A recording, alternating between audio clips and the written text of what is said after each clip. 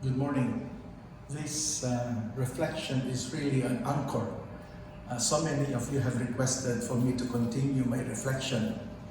But so last night I was working on this, and I hope that this reflection, no, this is the last one I'm giving, but I hope that this reflection will somehow assist you in your journey during this Easter season, particularly in the octave of Easter. So let me just recapitulate what we had done yesterday. We talked about the post-resurrection appearances. And I said that there are 11 post-resurrection appearances in the four Gospels. Now, I also said that in all these appearances, not a single one is similar to the other. But there is a common denominator. And what is the common denominator is that they did not recognize him. And so in the second part of my reflection yesterday, I talked about the ways of recognizing the risen Christ. And I gave 5 ways of recognizing the risen Christ. The voice, the action word, in that story of the 2 disciples on the road to Emmaus, remember? He took, he blessed, he broke, and he gave. Both on the wine and on the bread and the wine. So the word and the Eucharist. Really, remember I also told you that as they were walking, the 2 disciples, a stranger accompanied them and joined them. And the stranger, they have not recognized as the risen Christ, were explaining to them the scripture, open the scripture to them, and later they would say their hearts burned as this man, this stranger, was explaining the words. But they did not still recognize him. It took that moment when the stranger, the risen Christ, broke the bread. And so really that 2 incidents really is structured on the Eucharist. You have in our Catholic liturgy, we have the liturgy of the Word, and then we have the liturgy of the Eucharist. So the disciples walking toward Emmaus, and the stranger explaining the scripture, opening the scripture to them, is parallel to our liturgy of the Eucharist. And then Jesus taking the bread, blessing the bread, breaking the bread and giving the bread, and then taking the cup, blessing the cup and giving the cup. That is our liturgy of the Eucharist. And then the third way of recognizing Jesus, the risen Christ, is abundance. And I also ask you to reflect on your life. The abundance of God's gift, and the most important gift that God has given us is life. Because with life, everything else is given. The fourth one is, of course, the wounds. How essential the wounds are in our life. I mentioned the 2 doors to transformation. The door of love and the door of suffering. And it is the door of suffering that is more transformative. Both of them, of course, are transformative. And then you have the last one, the 5th one, is forgiveness. That scene in the Gospel of John, chapter 21, when Jesus asked Peter 3 times, "Do you love me?" And Peter responding, "I do." And the third one is, "Lord, you know everything. You know that I love you." That is more than saying, "I'm sorry." Jesus, by asking Peter 3 times, was really helping Peter to utter the most difficult word. And that is, "I am sorry." But in the end, Peter said more than "I'm sorry." Then my suggestion is that you go through the readings, especially during this octave of Christmas. When I prepare my homily, I just don't read the reading of the day. I read the whole readings for the week because they are connected, and so it gives you a different perspective if you know the complete story, the continuation of the reading. That is very important. I'm sure you have, if you have that Living with Christ or any, the missal or the lectionary that you can buy in the religious store. It's very important that you read, like you read today's reading, tomorrow, Wednesday, Thursday. You get the picture. So what the church presents to us is all those 11 resurrection appearances will be presented to us during the week. But unfortunately, of course, we don't have Mass. But it should not stop you from reading the Gospel for those days, octave of Christmas. So remember Easter Vigil? And remember the reading was Matthew 28, 1 to 10. What is that? Mary and the other Mary went to the tomb, and there was an angel who told them, do not be afraid. And Jesus is not here. You go and tell that to the disciples, and they ran away. And then Matthew added, I think it's today's reading about Jesus appearing to them on the way. That is an addition of Matthew. And then on Easter Sunday, you have the reading. You are given two choices. One is John 20, 1 to 9. And that is the story of Peter and the beloved disciple running to the tomb because Mary Magdalene told them that they have taken the Lord. And the alternative gospel is, of course, that beautiful story from Luke, the two disciples on the road to Emmaus. Now, I'm presenting this to you. You can pause the video, and I'd like to invite you to read this text today. Don't wait for tomorrow to read Tuesday. Don't wait for Wednesday to read. Read the whole thing, all these Gospels today, so you get an idea. Then, of course, next Sunday, what will be the reading? John 20, 19 to 31, the beautiful story of Thomas, who was not there when Jesus appeared. And when he showed up to the group, he says, no, I won't believe that unless I can touch the wounds, put my finger on his side. And then Jesus appeared. So, that is my invitation to you to read. Now, I will want to tackle two important gospel stories for today. I will go back. First is the original conclusion of Mark.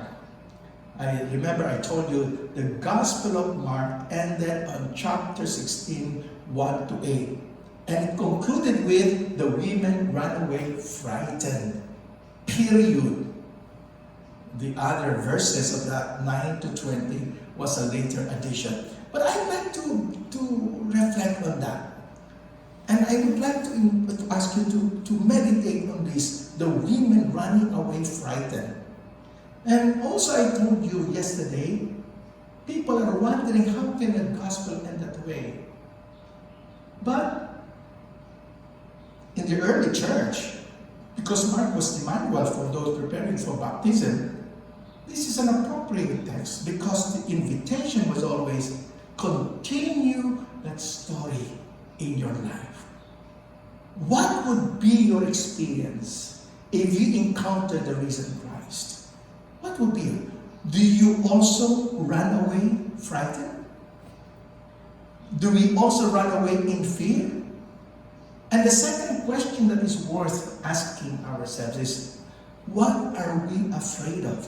Now that is a very relevant question today when the whole world lives in fear because of this pandemic. And maybe we can ask those questions. This is just a suggestion. Now, fear in the season of COVID-19. These are just some of the questions that we can probably ask ourselves. The fear of facing the unknown and the unknowable future. People we love dying. People we love becoming seriously ill.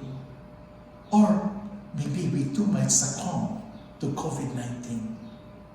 These are fears. Fear of not having enough money for the future. You lost your job. High medical bills. If you get hospitalized, what's going to happen? And so many people have lost their job. Simple people like tricycle drivers and jeepney drivers and taxi drivers. Hunger. And we know the long lines of people now waiting for food, donation, for food, or even fear of old age. Now, you can ask yourself, this is a very important moment. Okay. So, my challenge, of course, is identify your fears, especially in these days, and acknowledge them. So, that's the first text I want to present to you. The second one is John 20, 6 to 7, which was read yesterday morning, the Easter Sunday Mass. And let me read to you the text, the complete text. Early on the first day of the week, Mary Magdalene went to the tomb while it was still dark and saw the stone had been taken away from the tomb. So she came running to Simon Peter and to the other disciple whom Jesus loved and said to them, "They have taken the Lord out of the tomb, and we do not know where they have put him." So Peter came out with the other disciple, and they went toward the tomb.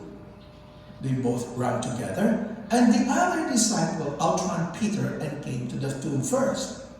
Stooping down and looking in, he saw the linen clothes lying, yet he did not enter. Then Simon Peter came, following him, and went inside the tomb. He saw the linen clothes lying there, and the cloth that was around his head, not lying with the linen cloths, but wrapped in a place by itself.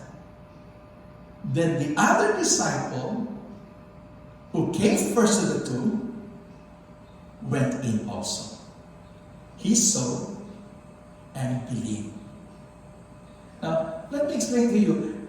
I kept emphasizing that the other disciple. You know, this other disciple, if you read the Gospel of John, is described in so many ways. He is the disciple whom Jesus loved, the other disciple.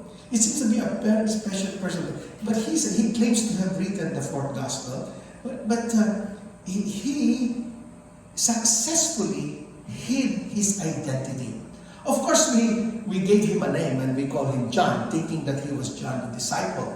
But no, he is a completely different person. He's just the beloved disciple. He's a mysterious character. So now, let's ask ourselves, what did the other disciples see that made him believe? Now, look at this interesting. You just go back one chapter earlier when Jesus was arrested. This other disciple has a unique role. He played a unique role in the arrest of Jesus. So let's go back one chapter earlier. And this is what it says. Simon Peter followed Jesus because Jesus was arrested. And so did another disciple.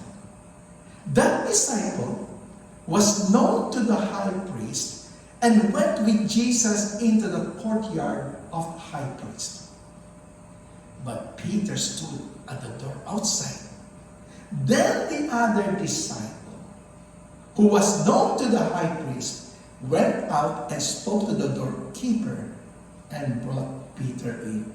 Isn't that interesting? This mysterious character went straight to the courtyard without any hesitation because he is known to Caiaphas. Peter could not enter. And that's why this mysterious disciple went out to pick him up so that he also, Peter, can also get in. You know, there's a speculation that this mysterious character is probably a priest. That's why, remember, you go back to the reading in chapter 21, when Peter and that disciple ran to the tomb, and most likely because the beloved disciple, the other disciple is younger, he ran faster than Peter, he got to the tomb first, but he did not enter. And it was Peter, when he arrived finally at the tomb, Peter just went straight in. Now, why did he stop? If he's a priest, then it's possible that he had been trained that contact with the dead will make him impure. So it's very strong in him, that belief. So anyway, that is a mysterious character. So, but anyway, what did this other disciple see that made him believe? What is the significance of the folded linen shroud after the resurrection? What is it significant? Well, I was reading some articles on this, and for me, this seemed to be the simpler explanation for that. And it is from Bob Deffinbow.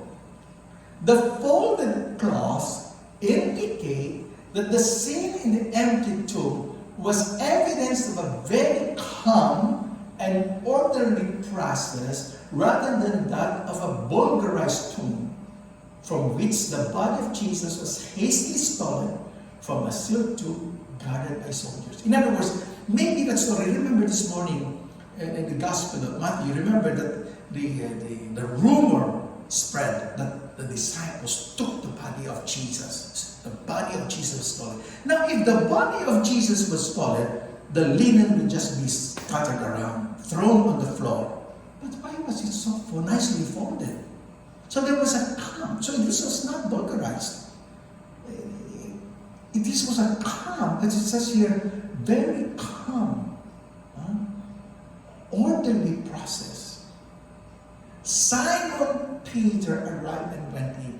He also noticed the linen lying on the floor, while the straw that had been over Jesus' face was folded and placed aside. Very neat. Very neat. Now, why is that important? And here is a second explanation that became very popular sometime in 2007, but it's not exactly acceptable to most biblical scholars and even to some Jews. But anyway, it's worth knowing this explanation. In fact, I got this from the Catholicity blog. And it says it's based on the Hebrew tradition. What does it say? If the master had finished eating, in the Jewish tradition, okay, if the master had finished eating, he would get up from the table, clean his fingers, mouth, and beard, knock the napkin, and place it on the table. What is the significance of that, if this is really based on Hebrew tradition? This is how the servant knew it was time to clean the table, because in those days, the knotted napkin meant, I have finished eating. You can clean the table. But if the master got up from the table, folded up the napkin, and placed it next to his plate, the servant would not dare to touch the table, because the folded napkin meant, I will be back. Okay. So if you follow this kind of explanation or belief, what is the message? He says, Christ left us a message in his tomb, in that folded napkin. He is coming back. Beautiful. Okay. Now, remember yesterday I told you about, in the Gospel of Matthew, the story of the resurrection, the appearance of the resurrection. Twice, first the angel said, do not be afraid, to the two women. And then as the women were running away from the tomb, Jesus met them and said, do not be afraid. That is a very important message for us today, especially today. 2,000 years ago, Jesus walked the earth. So he knew what it was like to be with us. He also knew it would cost him what it would cost him to give us new life. What is the cost? He had to die. And yet, despite that knowledge that in order to give life, he has to die, he chose to do it anyway. And so today, we celebrate the power, his power over death. Because he lives. And because he lives, so we can. The resurrection is a matter of faith. You either believe it or you don't believe it. There is no proof of the resurrection. Factual proof. The empty tomb is not a proof of the resurrection. You either believe it or you don't. So if you believe it, and I assume we all believe, what difference does it make to believe in the resurrection? What difference does it make? Does it make any difference in our life? In our relationship? In our way of thinking? In our way of behaving? Do we see any difference? That's a good question to ask ourselves during this octave of Christmas, but also during the whole season of Easter. And lastly, this is the gift of the risen Christ. Peace, forgiveness, and joy. Again, those are three things I think we have to carry with us during these days of celebrating the joy of Easter. Do we have peace in our hearts? Are we willing to forgive? Peace, forgiveness, and joy. Let me conclude with these words. A more updated translation of this prayer of St. Francis. I find it beautiful. This is a prayer that believes, someone who believes in the resurrection. Lord, make us instruments of your peace. Where there is hatred, let your love increase. Lord, make us instruments of your peace. Walls of pride and prejudice cease when we are your instruments of peace. Where there is hatred, we will sow his love. Where there is darkness, we will shine his light. Where there is striving, we will speak his peace. To the people crying for release, we will be his instruments of peace. Where there is blindness, we will pray for sight. Where there is darkness, we will shine his light. Where there is striving, we will bear their grief. To the millions crying for release, we will be his instruments of peace. Thank you very much to all of you who have listened and followed this journey from Lent to Easter.